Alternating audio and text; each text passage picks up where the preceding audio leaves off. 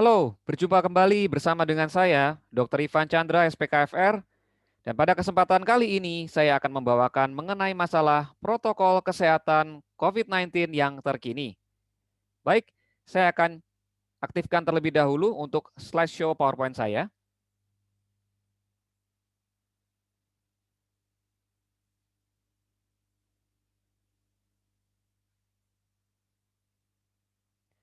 Ya, di sini saya akan membahas banyak mengenai masalah protokol kesehatan COVID-19, tapi khususnya nanti saya akan lebih banyak menekankan mengenai masalah penggunaan masker, lebih tepatnya adalah double masker.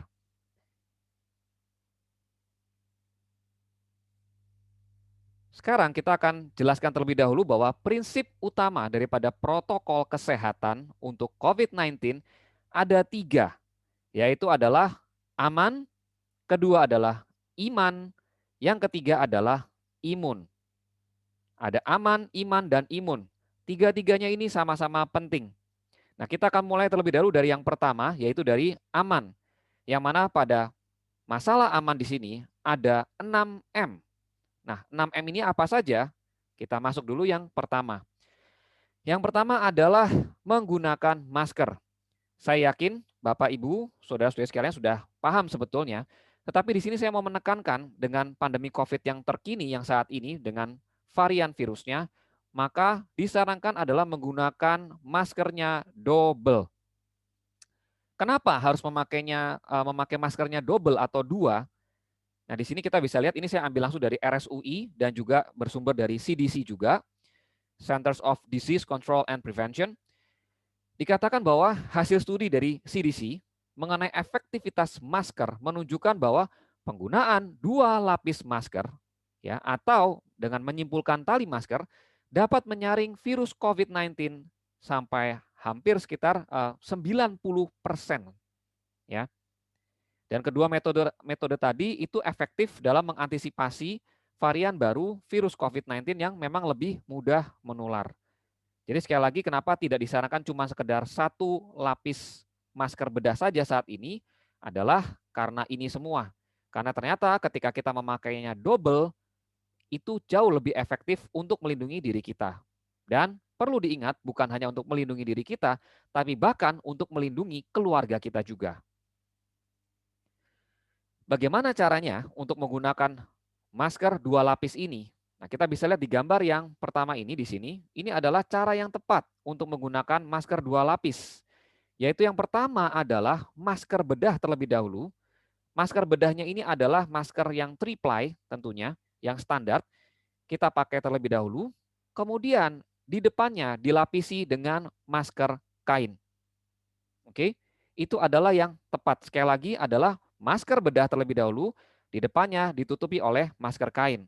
Nah, jangan melakukan kombinasi untuk 2 masker bedah atau 2 masker kain. Kenapa tidak bagus untuk kombinasi 2 masker bedah? Karena diteliti bahwa kalau kita menggunakan 2 masker bedah, ada kecenderungannya malah kendor. Ketika kendor, itu malah lebih memudahkan virus masuk, entah melalui daerah samping daripada masker atau mungkin bagian atasnya. Karena itu tetap disarankan adalah yang pertama ini sekali lagi, yaitu masker bedah didobelkan dengan masker kain. Nah, kemudian kalau memang punya respirator N95 yang sekali pakai, itu bisa tidak perlu dilapisi masker. Kalau misalkan ada N95 yang reuse atau yang digunakan ulang, bisa dilapisi dengan masker bedah. Tapi saya paham Bapak Ibu sekalian ini mungkin tidak umum, karena ini biasanya memang pekerja atau tenaga kesehatan biasanya memang menggunakan. Ya, sekali lagi kalau ada boleh, tapi kalaupun tidak ada, yang terbaik tetap adalah ini, yaitu adalah masker bedah dilapisi dengan masker kain. Nah, pemakaiannya bagaimana? Otomatis harus menutupi dari atas hidung sini sampai menutupi dagu. Ya, jangan sampai memakainya tidak pas, yaitu hidung tidak tertutupi atau mungkin malah cuma ditaruh di dagu. Tidak, harus menutupi semua dari hidung sampai ke dagu seperti yang ada di gambar ini. Ya. Selanjutnya adalah cara penggunaan simpul tali masker, yaitu kalau misalnya ternyata nggak ada double masker, jadi ya misalkan cuma punya 1 masker bedah, maka bisa juga diakali dengan cara membuat simpul seperti ini. Yaitu caranya yang pertama ikat dulu bagian tali maskernya, ya baik sisi kanan maupun kiri ya. Dan usahakan ikatan itu mendekati ujung terdekat daripada masker. Kemudian yang kedua adalah selipkan kedua ujung masker ke arah dalam untuk meminimalkan rongga masker. Sehingga nanti akan terpasangnya seperti ini kurang lebih. Ya. Dan perlu dipastikan bahwa tidak ada rongga masker ketika pemakaian. Jangan seperti yang di gambar ini nih. Bisa lihat ini masih ada celah dikit ya. Oke. Nah, hal yang penting lain adalah kalau kita sudah menggunakan masker, kita perlu uji dulu apakah masker kita ada kebocoran atau tidak. Caranya bagaimana? Caranya adalah ketika kita sudah memakai masker seperti ini, maka boleh kita mencoba meniup tangan kita.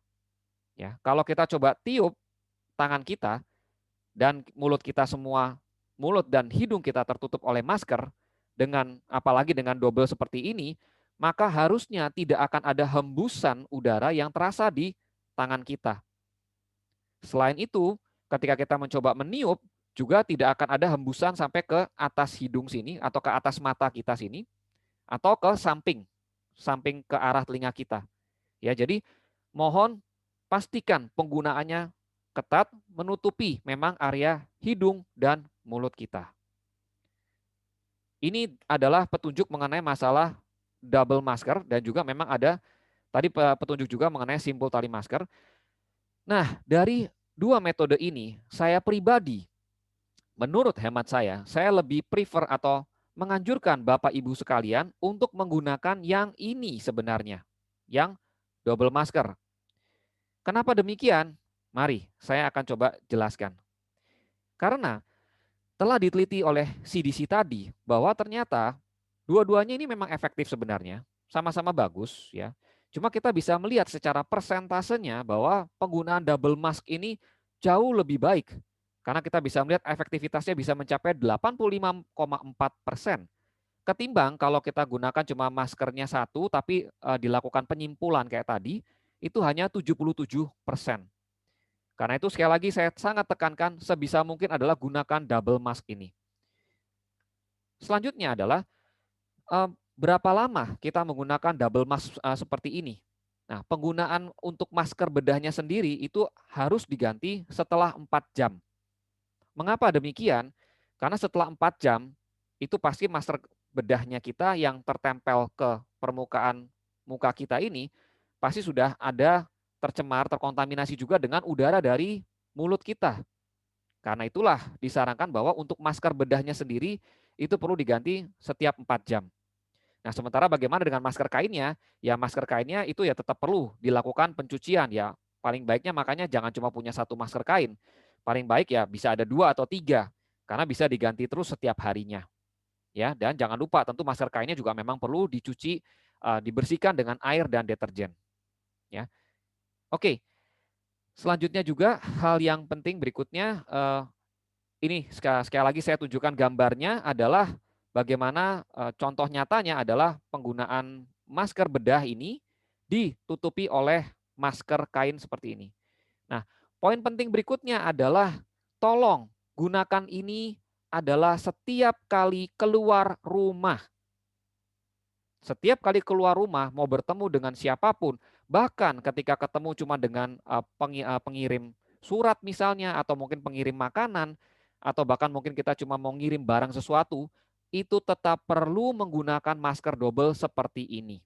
Ya, jangan sampai kita merasa bahwa ini cuma di depan rumah doang kok. Saya cuma ketemu paling cuma sama driver delivery makanan kok. Nggak perlulah. Tidak. Justru itu nanti malah jadi celah untuk penularannya.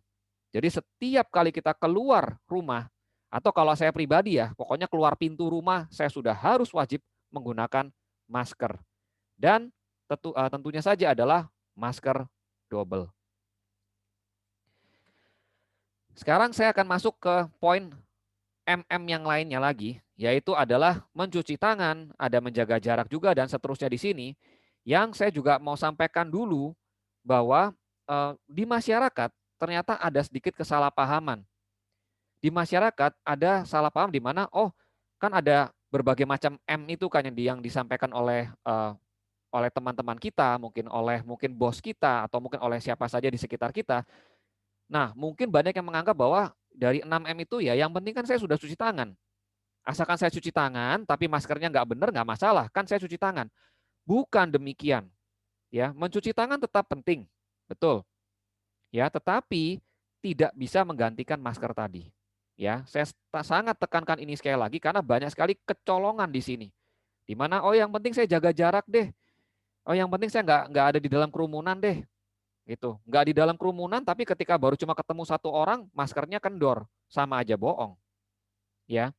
Jadi Bapak, Ibu, saudara-saudari sekalian, ya M yang berikut ini, baik mencuci tangan sampai menghindari makan bersama, tetap penting.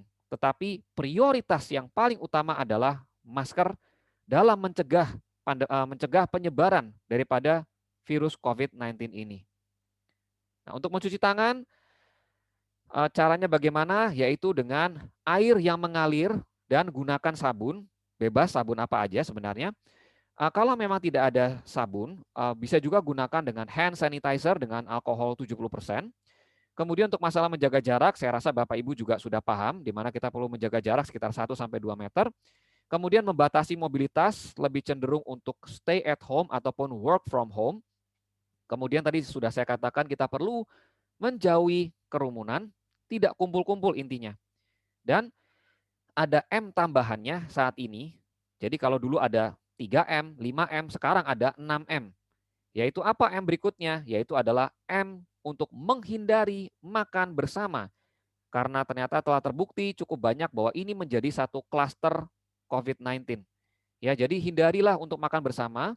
Nah, bagi yang Bapak Ibu yang mungkin masih harus pergi kerja, nah, saya sarankan untuk bisa makannya itu bergantian.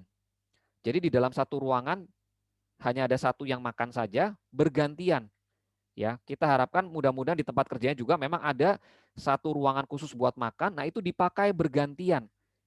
Dan idealnya kalau menurut saya adalah memang harus siapkan juga hand sanitizer tadi. Di mana ketika ada orang lain sudah selesai makan, maka ketika kita mau masuk ke ruangan tersebut untuk makan ya kita spray dulu. Ya, kita spray dulu agar ruangan tersebut ya juga cukup bersih, cukup steril juga. Nah, baru kita makan di sana dan setelah selesai makan harus gunakan maskernya kembali. Baik, tadi kita sudah bahas panjang lebar mengenai masalah aman dan sekarang berikutnya adalah mengenai masalah iman. Iman ini juga penting. Melalui kita berdoa dan beribadah kepada Tuhan, di masa-masa pandemi ini khususnya, akan banyak memberikan ketenangan di dalam batin kita. Ketika batin kita tenang, hati kita lebih gembira, kita bisa menjalani hari-hari dengan lebih baik, dan tentunya kita berharap imun kita akan meningkat. Jadi dari iman kita berimbas langsung juga kepada imun kita. Oke, terakhir adalah mengenai masalah imun ini. Masalah imun ini ada beberapa poin. Yang pertama adalah perlu istirahat yang cukup. Ya, jangan lupa, jadi jangan karena kita cuma mau nyimak berita COVID terus-menerus atau cuma mungkin ada urusan yang lainnya sampai kita kurang istirahat. Untuk orang dewasa, istirahat adalah sekitar 6-8 jam per hari. Dan saran saya yang terbaik adalah dengan lampu yang dimatikan. Karena itu juga akan memacu pengeluaran melatonin di dalam tubuh kita dan itu akan bagus sekali untuk regenerasi sel-sel tubuh kita juga. Kemudian poin berikutnya adalah olahraga. Olahraga juga penting dan saya sarankan lebih banyak olahraga di dalam rumah ya, seperti misalkan ya seperti contoh di gambar ini boleh latihan penguatan atau mungkin senam seperti senam aerobik atau mungkin melakukan yoga bisa dikerjakan di dalam rumah. Dan tentu saya lebih menganjurkan adalah juga mengajak anggota keluarga ya, entah itu istri, anak juga ikut olahraga sama-sama. Kemudian poin berikutnya adalah mengenai masalah berjemur di pagi hari. Ini juga sangat penting untuk imun kita.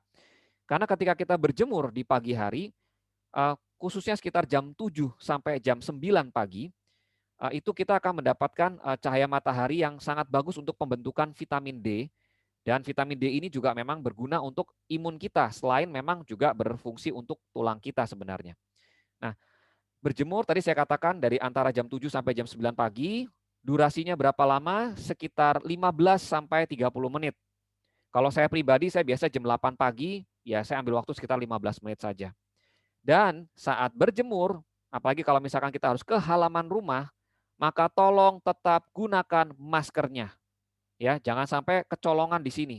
Jangan sampai bilang, saya cuma mau jemuran doang kok. Nggak pakai masker malah jadi masalah. Ya. Terakhir sekali adalah masalah makan yang seimbang. Ya, seperti kita sama-sama ketahui, perlu karbohidrat yang cukup, protein yang cukup, kemudian juga tetap perlu ada lemak yang cukup, kemudian juga ada perlu vitamin melalui sayur-sayur dan buah-buahan, dan juga air minum air putih yang cukup untuk sehari. Pada orang dewasa, kebutuhan air minum adalah sekitar 1,5 liter sampai 2 liter per hari. Ya. Baik, Bapak Ibu, saudara-saudari sekalian, demikian presentasi saya mengenai protokol kesehatan COVID-19 yang terkini. Semoga bermanfaat bagi Bapak Ibu, saudara-saudari sekalian. Salam sehat, tetap semangat, dan Tuhan memberkati kita semua.